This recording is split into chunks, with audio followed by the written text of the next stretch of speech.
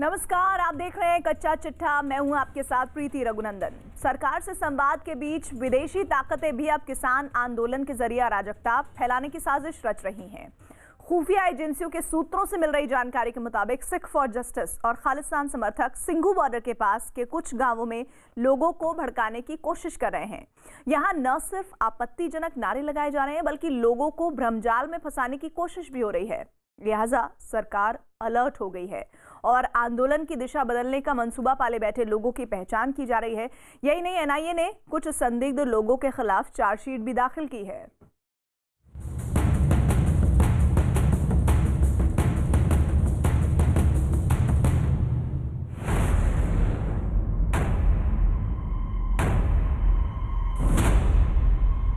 ये दुर्भाग्य का विषय है कि इस तरह कोई किसान कभी नहीं कर सकता।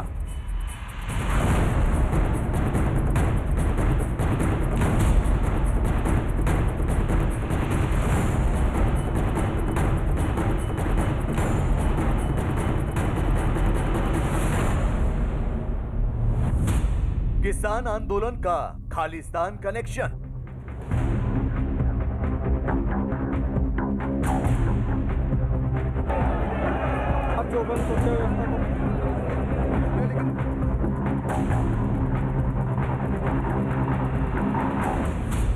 किसान का नाम, अल्ट्रा लेफ्ट का काम।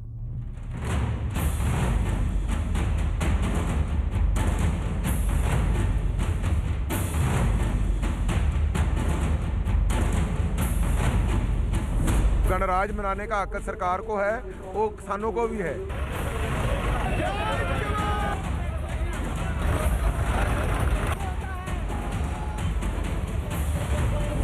हर उस काम का विरोध करेंगे जो मोदी जी जनहित में कर रहे हैं। देश में आंदोलन, विदेश से साजिश।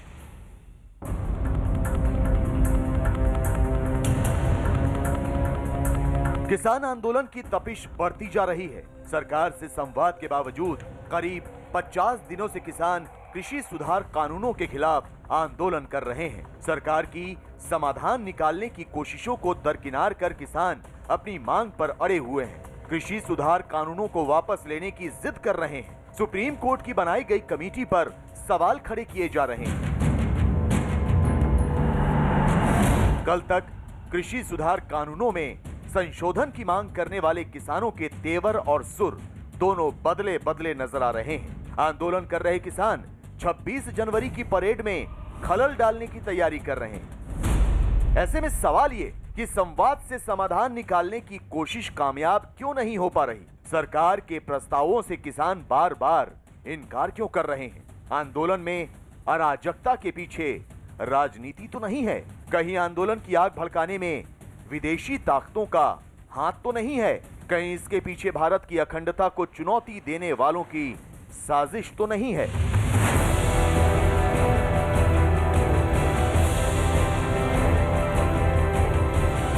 आज हम किसान आंदोलन की आड़ में राजनीति करने वालों, किसान आंदोलन की आड़ में अपना एजेंडा चमकाने वालों, किसान आंदोलन को हथियार बनाकर देश विरोध का नारा बुलंद करने वालों का कच्चा चिट्ठा खोलेंगे। आज हम आपको बताएंगे कैसे देश में मौजूद अल्ट्रा लेफ्ट की विचारधारा को बढ़ावा देने वाले और विदेश में मौजूद खालिस्तान समर्थक मोदी विरोध की आड़ में आंदोलन को जरिया बनाकर सिस्टम और सरकार को चुनौती देने की साजिश रच रहे हैं।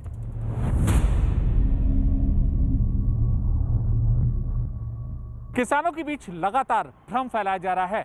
उन्हें प्रेरित किया जा रहा है कि ज्यादा से ज्यादा वह प्रदर्शन में हिस्सा ले। खुफिया एजेंसियों को इस बात की जानकारी मिली है कि पिछले कुछ महीनों के दौरान आधा दर्जन छोटे बड़े ऐसे प्रदर्शन ब्रिटेन और कनाडा में हुए हैं किसान आंदोलन को लेकर, जिनका पूरा सपोर्ट सिख फॉर जस्टिस जैसे संगठन से था।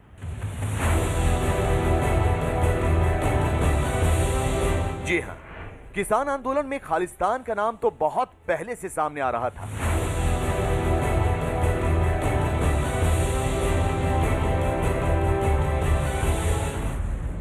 सरकार इस बात की आशंका भी जता रही थी कि खालिस्तान समर्थक आंदोलन की आड़ में बड़े पैमाने पर हिंसा को अंजाम दे सकते हैं। तो कुछ तस्वीरें भी सामने आई जिससे सरकार का शक पुख्ता होता नजर आया। ब्रिटेन और कनाडा में खालिस्तान समर्थक किसान आंदोलन की आड़ में प्रदर्शन करते नजर आए। पंजाब में कुछ लोगों ने 1500 से ज्यादा मोबाइल टावर को निशाना बनाया और इसके बाद हरियाणा के मुख्यमंत्री मनोहर लाल खट्टर की एक जनसभा से पहले जमकर गदर काटा गया। तो न्यूज 18 को खुफिया एजेंसियों से जुड़े सूत्रों से मिली एक्सक्लूसिव जानकारी के मुताबिक सिंघू बॉर्डर के पास के कुछ गांवों में खालिस्तान समर्थक अपनी गतिविधियों को तेज करने में जुटे हैं। खुफिया एजेंसियों के सूत्रों के मुताबिक सिंघू बॉर्डर के पास के कुछ गांवों में खालिस्तान समर्थक किसानों को उकसाने का काम कर रहे हैं। यहाँ प्रदर्शन के दौरान देश विरोधी नारे लगाए जाते हैं, आपत्तिजनक साहित्य से संबंधित पोस्टर हवा में लहराए जाते हैं। ठीक उसी तरह जिस तरह खालिस्तान समर्थक ब्रिटेन और कनाडा में देश विरोधी प्रदर्शनों को अंजाम देते हैं। बहुत से प्रतिबंधित संगठन हैं जो बैन है, वो भी इसके अंदर घुसपैठ बना रहे हैं। किसान भाई तो बहुत भोले भाले, उनको देखना चाहिए कौन लोग हैं जो उनके अंदर घुसकर उनको बदनाम कर रहे हैं। ऐसे जो देश विरोधी सोच वाले लोग हैं उनको किसान आंदोलन के जो नेता हैं उनको अलग थलग करना चाहिए।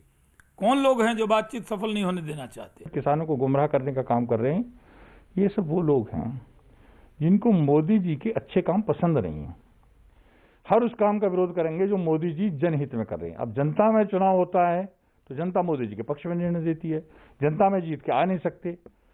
अब वो इन्हीं तरीके से कभी सीए के नाम पर आंदोलन करा देंगे, कभी किसानों को उकसाने का काम करेंगे, और ये खत्म हो जाएगा तो कोई और मुद्दा उठा लेंगे। इसमें दो राय नहीं कि विदेश से लेकर देश के भीतर तक खालिस्तान समर्थक किसान आंदोलन के जरिए अपने एजेंडे को धार देने की कोशिश कर रहे हैं, जिसकी तस्दीक ये तस्वीरें भी करती है। गौर से देखिए,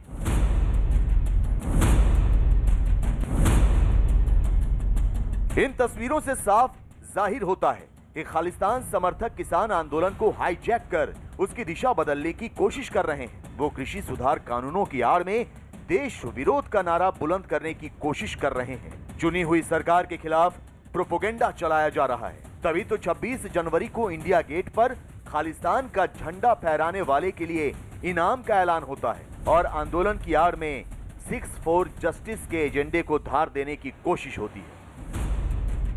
यही वजह है कि देश की तमाम शीर्ष जांच एजेंसियां 6 फॉर जस्टिस और रेफरेंडम 2020 के खिलाफ जांच में लगी हुई हैं। एनआईए ने चरमपंथी सिख संगठन के 16 सदस्यों के खिलाफ चार्जशीट कुछ दिनों पहले दाखिल की है, जिसमें परमजीत सिंह पम्मा, गुरपतवंत सिंह पन्नू और जीएच धालीवाल जैसे नाम शामिल हैं। भारत में इन सदस्यों और संगठन से जुड़ी जितनी भी प्रॉपर्टी है वो अब कानूनी रूप से जब्त होगी। साथ ही विदेशों में जो इनकी संपत्ति है वो अंतर्राष्ट्रीय कानूनों की मदद से जब्त की जाएंगी। जब ऐसे संगठन जो लगातार देश विरोधी गतिविधियों में सक्रिय रहते हैं उनके खिलाफ ऐसी जानकारी मिलती है तो भारत सरकार भी हरकत में आ गई है और उनके खिलाफ और ज्यादा पुख्ता कार्रवाई की तैयारी कर ली गई है।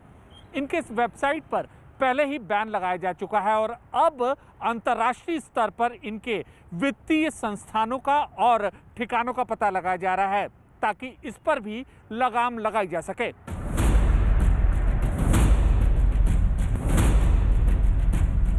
सिक्स फॉर जस्टिस ने यह ऐलान किया है कि जो भी दिल्ली में गणतंत्र दिवस की परेड में खालिस्तान का झंडा लहराएगा उसे 1,83,00,000 रुपए इनाम के तौर पर दिया जाएगा। ऐसे में सवाल ये कि क्या इसी संगठन ने पंजाब के किसानों को गणतंत्र दिवस की परेड के जवाब में एक ट्रैक्टर रैली निकालने के लिए भड़काने की कोशिश की है?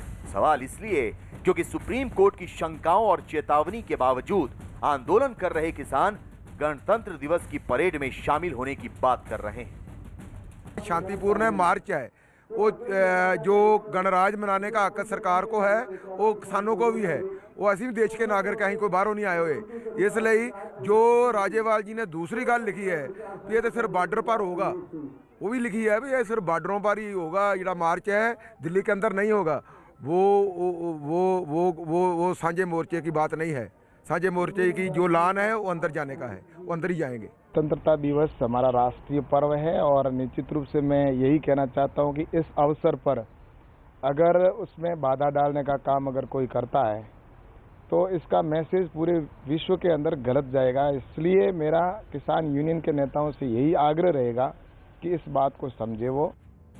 आंदोलन पर आमादा किसान इस बात से अनजान है कि खालिस्तान का समर्थन करने वाले संगठन का किसानों के हित और नए कृषि सुधार कानूनों से कोई लेना देना नहीं। वो तो सिर्फ किसान आंदोलन में घुसपैठ करके अपना एजेंडा चलाना चाहते हैं। लेकिन इस सब के बावजूद दिल्ली में सिंघू बॉर्डर पर कुछ महिलाओं ने लोहड़ी पर गीत गाकर प्रधानमंत्री नरेंद्र मोदी के खिलाफ आपत्तिजनक नारेबाजी की, जिस पर कांग्रेस ने राजनीति करने में जरा भी देर नहीं लगाई। देखिए, ये तो भारतीय जनता पार्टी का ही भाषा है और वही लोग सोनिया जी को क्या कहते हैं और लोगों को क्या कहते हैं, उसी भाषा का ये प्रभाव है। क्योंकि अनपार्लियामेंट्री लैंग्वेज और इस तरह के जो अभद्र अशोभनीय टिप्पणियाँ इन्हीं की तरफ से शुरू हुई। टेलीविज़न पर जिस तरह से क्या कहते हैं कि ये पाकिस्तानी है, खालिस्तानी है, यह भी तो गाली है। जहां हम राजनीतिक रूप से दूसरे की विपरीत विचारधारा के भी स्वास्थ्य और लंबी उम्र की कामना करते हैं, पर मैं एक चीज़ बहुत साफ कह देना चाहूँगा, यही हम सरकार से भी उम्मीद करते हैं। 100 से ज़्यादा किसानों की मौत हो चुकी है, आत्महत्या की। उनका पीड़ा, उनकी तकलीफ और उनका दंश जो सरकार न समझे, उसे मैं लोकतांत्रिक ढंग से चुनी हुई एक सहृदय सरकार नहीं मानता। कांग्रेस और दूसरे विपक्षी दल किस तरह किसान आंदोलन की आड़ में मोदी विरोध को हवा दे रहे हैं, ये जग जाहिर है। लेकिन खालिस्तान समर्थकों का अगर किसान आंदोलन से कोई कनेक्शन है तो ये कहीं ज्यादा गंभीर मामला है, क्योंकि सबको पता है कि खालिस्तान समर्थक पड़ोसी मुल्क पाकिस्तान के एजेंडे पर चलते हैं। खालिस्तान समर्थक पाकिस्तान की खुफिया और बदनाम एजेंसी ISI के इशारे पर काम करते हैं। 6 फॉर जस्टिस जैसे चरमपंथी संगठनों को पाकिस्तान ही पैसे मुहैया कराता है। लिहाजा किसान आंदोलन में खालिस्तान समर्थकों की एंट्री न सिर्फ चिंता का सबब है, बल्कि इसकी जांच कर उन देशद्रोहियों की पहचान करना भी बेहद जरूरी। और ऐसा नहीं है कि सिर्फ खालिस्तान समर्थक ही किसान आंदोलन के जरिए अपना एजेंडा चलाने की कोशिश कर रहे हैं, बल्कि देश के भीतर भी कुछ ऐसे एजेंडाधारी हैं जो आंदोलन की आड़ में मोदी विरोध को हवा देने के लिए एड़ी चोटी का जोर लगा रहे हैं।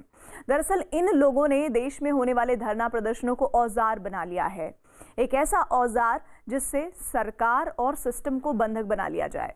अल्ट्रा लेफ्ट से ताल्लुक रखने वाले यही एजेंडाधारी हैं जो गरीबों और मजदूरों की आवाज बनने का दावा करते हैं, लेकिन किसान आंदोलन की आग में घी डालकर सिंघू बॉर्डर पर मौजूद उद्योग धंधे चौपट कर रहे हैं, कारखानों में ताला लगवा रहे हैं और मजदूर पाई पाई को इस वजह से मोहताज है।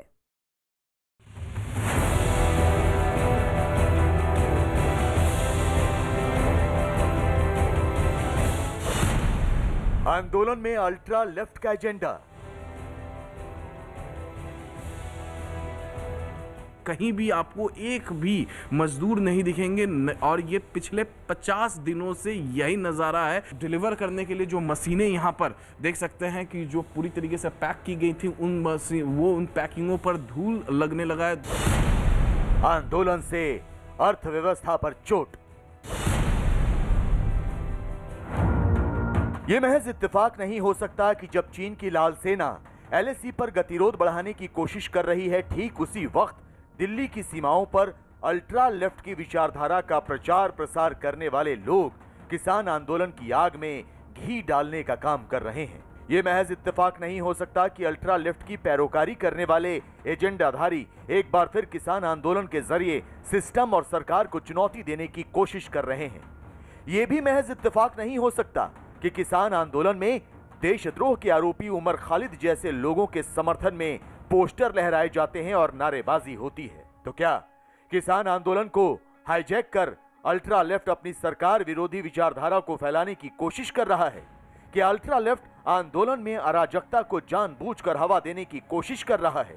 इससे पहले कि हम आंदोलन में अल्ट्रा लेफ्ट की काली करतूतों से पर्दा उठाएं, आपको ये 2 तस्वीरें दिखाते हैं जिससे सब कुछ साफ हो जाएगा। पहली तस्वीर में आपको अरुंधति राय शाहीन बाग में CAA के खिलाफ हल्ला बोलती नजर आ रही होंगी। जबकि दूसरी तस्वीर में वो आंदोलन के मंच से किसानों को बरगलाने की कोशिश करती दिख रही हैं। सबको पता है कि अरुंधति राय सिर्फ एक लेखिका नहीं, बल्कि अल्ट्रा लेफ्ट की विचारधारा का समर्थन करने वाली एक ऐसा चेहरा है जो चुनी हुई सरकारों की मुखालफत करती रही हैं। वैसे अरुंधति राय तो सिर्फ एक नमूना भर है। किसान आंदोलन में अल्ट्रा लेफ्ट से जुड़े कई चेहरे शामिल हैं जो आंदोलन की दिशा और दशा बदलने के लिए एड़ी चोटी का जोर लगा रहे हैं। ये किसानों को भ्रमजाल में फंसाकर मोदी विरोध के एजेंडे को धार देने की कोशिश कर रहे हैं। लिहाजा ऐसे एजेंडाधारियों की पहचान करना भी जरूरी है। तो आपको बता दें कि किसान आंदोलन में अल्ट्रा लेफ्ट से जुड़े जो चेहरे शामिल हैं उनमें क्रांतिकारी किसान यूनियन के दर्शन पाल, ये सीपीआई से जुड़े रहे हैं। यही नहीं, ये पीडीएफआई के संस्थापक सदस्य रहे हैं। हन्नान मुल्ला, ये ऑल इंडिया किसान सभा से जुड़े हैं, लेकिन इनका इतिहास भी सीपीएम से जुड़ा हुआ है।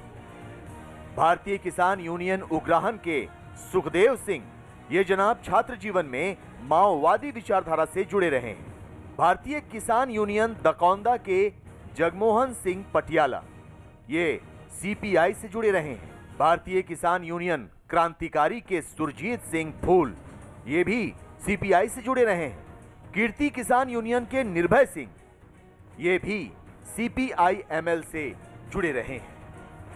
आंदोलन की आड़ में वामपंथी और कांग्रेस का जो घिनौना चेहरा है वो देश के सामने आया है।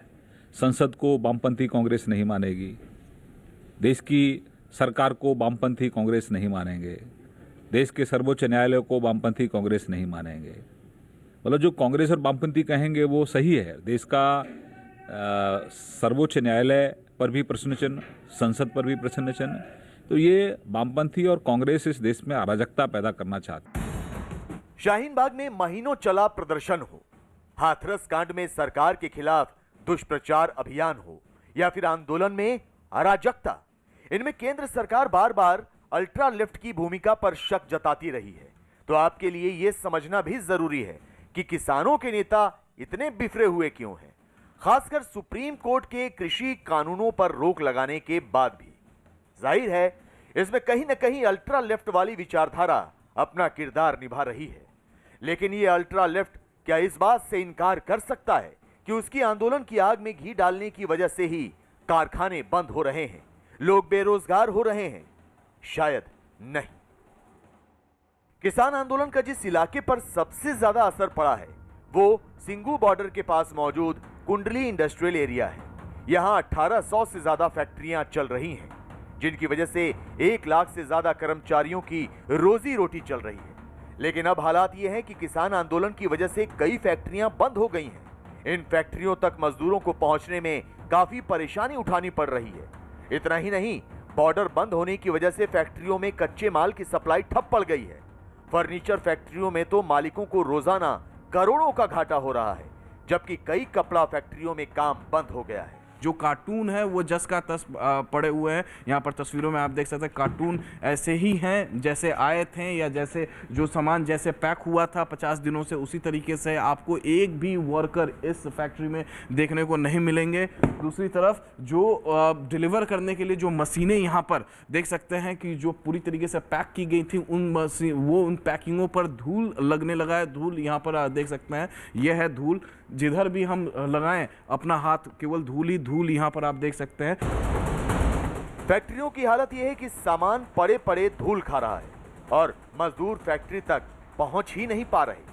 फर्नीचर बनाने की इस फैक्ट्री पर पहले कोरोना और लॉकडाउन की मार पड़ी और उसके बाद आंदोलन की वजह से उन्हें अब तक 10 करोड़ का नुकसान हो चुका है। सेल्स के ऊपर का लॉस बात करें तो हम ऑर्डर्स ले नहीं पा रहे हैं, क्योंकि रॉ मटेरियल भी नहीं आ पा रहा है और लेबर भी नहीं आ पा रही है। तो आज 5 से 7 करोड़ रुपए के ऑर्डर्स ऐसे हैं जो हमें छोड़ने पड़े हैं just because of this situation. आप ये लगा लीजिए 10 करोड़ रुपए के आसपास का लॉस बनता है, सेल्स का लॉस बनता है 10 करोड़ रुपए का। यही हालात दूसरी फैक्ट्रियों के भी हैं। कई फैक्ट्रियों में काम पूरी तरह से बंद हो गया है, तो कुछ जगहों पर गिनती के कर्मचारी काम संभाले हुए हैं। किसानों के सुप्रीम कोर्ट की पहल पर रुख को देखने के बाद 50 दिनों में करोड़ों का नुकसान झेल चुके फैक्ट्री मालिकों की चिंता यह है कि उनके नुकसान का अंत कब होगा। कम से कम हमारा लेबर का जो लेबर का जो कॉस्टिंग का जो हमारा नुकसान हो रहा है वो बहुत ही ज़्यादा नुकसान है। सबसे मेन चीज़ है कि हमारा रॉ मटेरियल अंदर नहीं आ पा रहा है। जो हमारा लेबर की वजह से जो प्रॉब्लम है वो तो है ही है, उसके अलावा जो हमारा गुड्स फिर भी तैयार हो रहा है वो हमारा बाहर नहीं जा पा रहा है, एक्सपोर्ट नहीं हो पा रहा है। तो सर कैसे करेंगे हम इस चीज़? फ़र्क तो बहुत पड़ रहा है और आने जाने में दिक्कत हो रही है। भाड़े जो 30-30 हज़ार थे वो 70-70 हज़ार रुपये हो गए हैं। मटेरियल सारा तैयार है लेकिन डिस्पैच नहीं कर पाते, क्योंकि बाकी के जो लोग हैं MP के, राजस्थान के, वो लोग इस बात को मानने को तैयार नहीं है कि किसानों का जो आंदोलन है वो तो शांतिपूर्वक हो रहा है। हम बोलते हैं कि यहाँ पे भाड़े नहीं आ रहे, भाड़े मिल नहीं रहे, तो उसकी दिक्कत है ही। आंदोलन के कारण जो हमारी लेबर दिल्ली से आती है, कोई नरेला से आता है, कोई जनकपुरी से आता है, तो उनको यहाँ आने में बड़ी तकलीफ़ है। सारे रास्ते बंद हैं और ये जो 24 घंटे का काम है हमारा मात्र 4 से 5 घंटे पे आ गया है, और जिसके कारण आप देख रहे हैं सारी मशीनें बंद हैं। और आज का दिन है, आज कोई भी लेबर नहीं आई, सिर्फ एक हमारे मास्टर जी आए हैं जिनके बेसिस पर ये थोड़ी मशीनें कुछ घंटों के लिए हम चला रहे हैं। वहीं फैक्ट्री में काम करने वाले कर्मचारी और मजदूरों को भी अपने दफ्तर पहुंचने में काफी दिक्कतें हो रही हैं। किसान आंदोलन की वजह से जैम का सामना करना पड़ता है, तो मजदूरों को कई किलोमीटर तक पैदल चलकर फैक्ट्री तक पहुंचना पड़ता है। पहले जो रूट लेते थे आंदोलन से पहले और अभी कौन सा रूट लेते हैं? रूट का कोई श्योर नहीं है, कौन सा रास्ता जो मिले, कौन सा जो खुला मिले। आज जो खुला मिलता है वो कल जो है बंद मिलता है। हम ही जानते हैं हम कैसे आते हैं सर, रोज पूछ के लोगों से। तो रोजाना सोनीपत से अप डाउन? रोजाना डेली एक जो है नया रूट ढूंढना पड़ता है सर हमें। आपको बता दें कि कुंडली इंडस्ट्रियल एरिया सिंगू बॉर्डर के पास है। कुंडली इंडस्ट्रियल एरिया में करीब 1800 फैक्ट्रियां हैं। कुंडली में रोजाना करोड़ों का कारोबार होता है। यही नहीं, कुंडली में 1 लाख से ज्यादा मजदूरों को रोजगार मिला हुआ है। वहाँ से जहाँ हम लोग लिबासपुर से अगर हम टेम्पू से आए या कोई सवारी से आए तो मुश्किल से आधा घंटा लग जाता है, और वैसे पैदल आने में हम लोगों को पौने 2 घंटा लग जाता है। प्रदर्शन की वजह से हम रोज़ नहीं आ पाते, इसकी वजह से हम अपने फ्रेंड के यहाँ रुके। यहाँ से 3-3.5 किलोमीटर इंडस्ट्रियल एरिया से होकर थोड़ा सा दूर है, तो यहाँ से 3 किलोमीटर है, वहाँ से पैदल आना पड़ता है। वहाँ से आने में बहुत प्रॉब्लम होता है, जैसे कि पैदल आना पड़ता है, वहाँ से कुछ सवारी मिल नहीं पाती है, तो इसी वजह से आने में, पैदल आने में लगभग 1 घंटा लग जाता है, वहाँ से 3 किलोमीटर आने में। जाहिर है, किसानों को गुमराह करने का गंदा खेल खेलने वाले इस बात को नजरअंदाज कर रहे हैं कि किसान आंदोलन की वजह से ही गरीब मजदूर बेरोजगार हो गए हैं, उद्योग धंधे चौपट हो गए हैं, फैक्ट्रियों में ताला लग गया है। नुकसान सिर्फ कारोबार का नहीं बल्कि भारत की अर्थव्यवस्था का भी हो रहा है। वही अर्थव्यवस्था जो अपने पैरों पर खड़े होकर बड़ी अर्थव्यवस्थाओं को चुनौती दे रही है।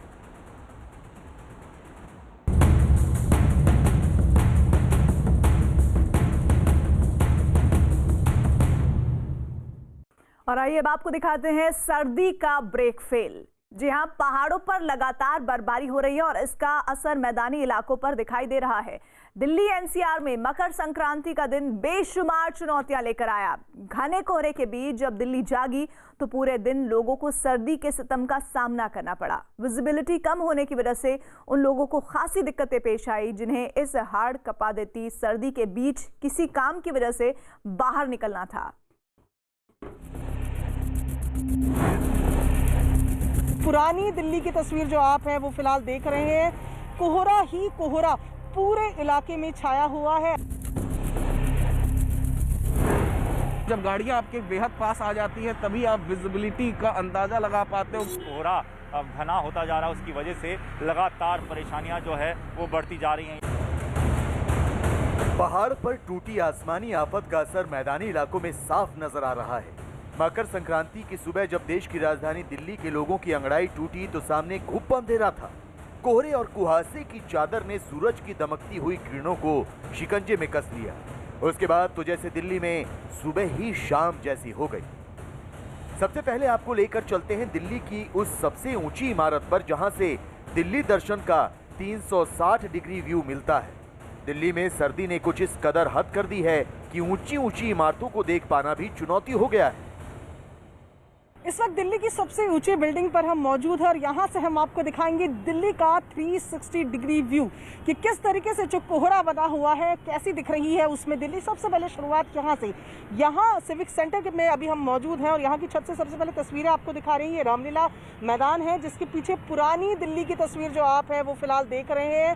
कोहरा ही कोहरा पूरे इलाके में छाया हुआ है। ऐसा लग रहा है कि दिल्ली को कोहरे की सफेद चादर ने घेर लिया हो, दिल्ली सिमट गई हो कोहरे की चादर में। ये तस्वीरें आप देख रहे हैं। यहाँ से रामलीला मैदान से दूसरी तरफ की तस्वीर हम आपको दिखाएंगे तो यहाँ पर आप पाएंगे कि नई दिल्ली रेलवे स्टेशन बिल्कुल नजर नहीं आ रहा है। ये बड़ी ऊंची बिल्डिंग रेलवे स्टेशन की पार्किंग की है और आगे आप देखेंगे यहाँ रेलवे स्टेशन नजर नहीं आ रहा है, सिर्फ सफेद कोहरा ही कोहरा दिख रहा है। दिल्ली में लगातार गिरते पारे का असर कश्मीरी गेट पर भी दिखाई दिया।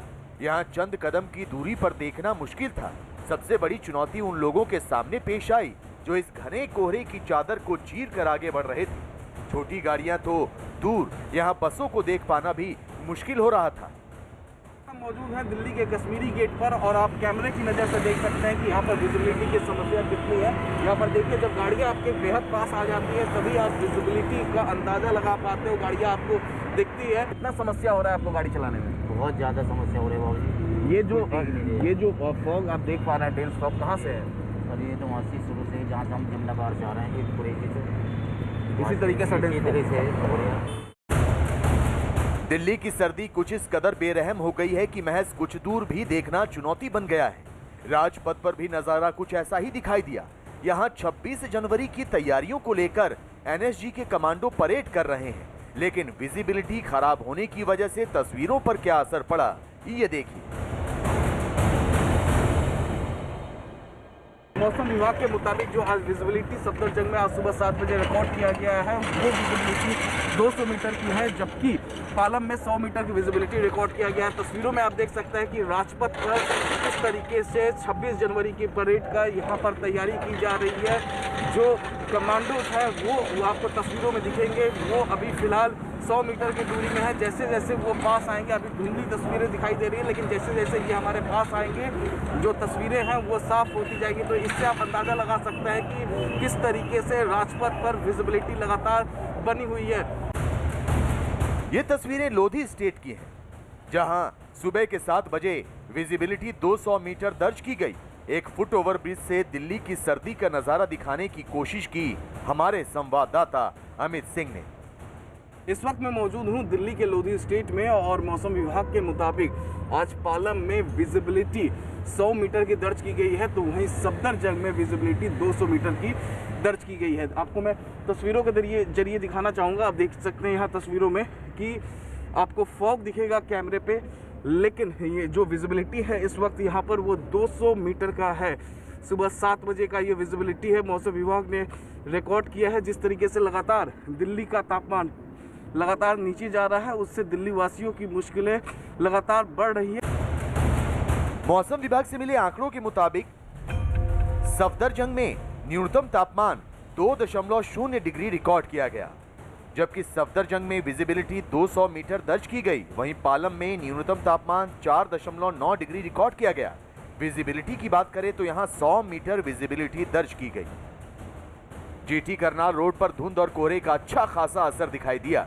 यहाँ दिन में भी गाड़ियों को लाइट जलानी पड़ गई क्योंकि चंद मीटर दूर ही देखना मुश्किल हो रहा था।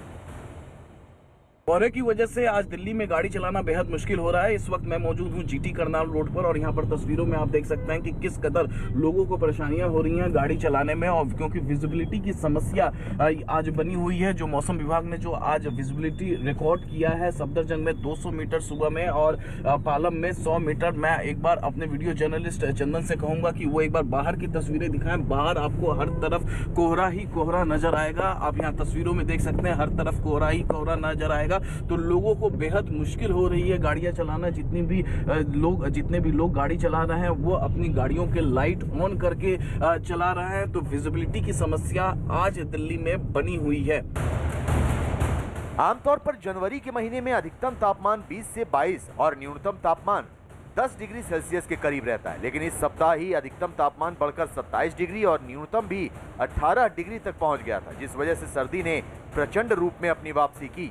लेकिन आखिर ये क्यों हुआ, इस बात को भी समझना जरूरी है। दरअसल इस मौसम में भूमध्य सागर से आने वाली हवाओं का असर होता है। पश्चिम से आने वाली इन हवाओं से बारिश और बर्फबारी होती है। ये हवाएं ही देश के मैदानी इलाकों में बारिश की वजह बनती हैं। इन दिनों पश्चिम से आने वाली हवा की दिशा भी बदली है। हवाएं जम्मू कश्मीर से हिमाचल होते हुए हरियाणा और फिर दिल्ली एनसीआर तक पहुंच रही हैं। इन्हीं ठंडी हवाओं का असर शीतलहर के रूप में देखा जा रहा है। यही वजह है कि दिल्ली एनसीआर में पारा लगातार गिर रहा है। देखिए, हमारे पास वेस्टर्न डिस्टर्बेंस पास हुआ था, उसके चलते पहाड़ों पे अच्छी बर्फबारी हुई थी और मैदानी इलाकों में भी बारिश हुई थी। उसके बाद से जो हवा की दिशा में परिवर्तन हुआ है, अभी नॉर्थ वेस्टर्ली विंड्स चल रही, जो कि जम्मू कश्मीर और हिमाचल प्रदेश से होते हुए हरियाणा होते हुए और दिल्ली एनसीआर तक पहुंच रही हैं। तो ठंडी हवाएं हमारे पास पहुंच रही है। साथ ही साथ वेस्टर्न डिस्टर्बेंस जब निकल गया है तो अभी हमारे पास आसमान साफ़ है। तो इसके चलते जो है रात के समय में जो है सारी एनर्जी जो है अर्थ के एटमॉस्फेयर के बाहर जा रही है। इसके चलते इन दोनों फैक्टर के चलते तापमान में गिरावट आई है।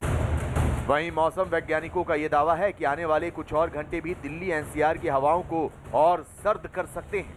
साथ ही आसपास के राज्यों में भी कुछ ऐसा ही असर देखने को मिल सकता है।